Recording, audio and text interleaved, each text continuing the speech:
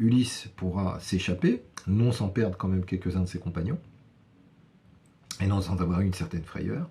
Mais justement, qu'est-ce qui caractérise, et ça c'est extrêmement intéressant, parce que là on a ici la métaphore, l'image, qu'est-ce qui caractérise le cyclope? Et bien justement, il a l'œil sur le front. Il a l'œil sur le front. Et là, ici, le poète nous permet de comprendre justement ce que signifie cette idée de faire front à tout prix. Le front, nous les humains, justement, nous ne sommes pas comme les cyclopes. Nous avons un front. Le front nous protège.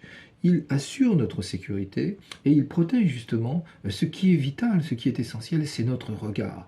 Les deux yeux, nos deux yeux qui nous permettent justement, eh bien, d'abord de voir les choses sous deux angles, de pouvoir justement créer ce débat, cette délibération, justement. On ne délibère pas chez ceux qui ne sont obsédés par le front, qui sont obsédés par la guerre, qui ne raisonnent toujours qu'en termes d'état d'urgence, qu'en termes de volonté de puissance.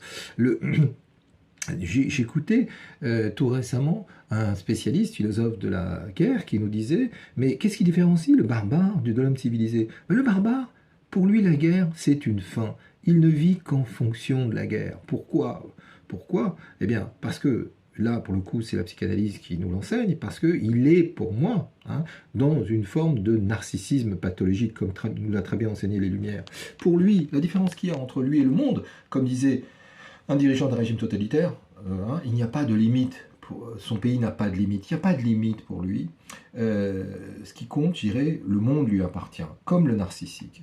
Et donc, justement, ce qui différencie le barbare de l'homme civilisé, c'est que l'homme civilisé a un front qui protège l'essentiel, qui est justement la délibération, la réflexion, etc. Il ne fait pas la guerre pour la guerre.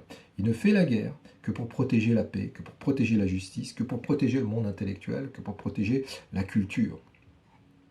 Au contraire, le barbare, lui, veut détruire la culture, parce que son objectif, c'est la guerre. Alors, ce que je voudrais dire aujourd'hui, c'est que cette prolifération, justement, de cette expression « faisons front », etc., n'est pas anodine. Elle est, sous un certain angle, un véritable phénomène de société. Elle révèle une société qui est dans une forme de régression infantile, véritablement, parce que, et on le voit notamment à travers la philosophie.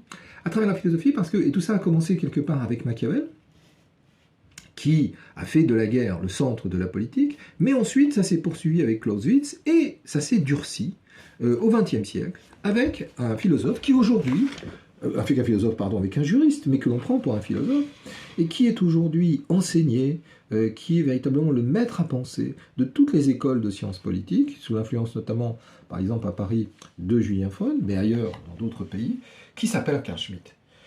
Que nous dit Carl Schmitt? Carl Schmitt nous dit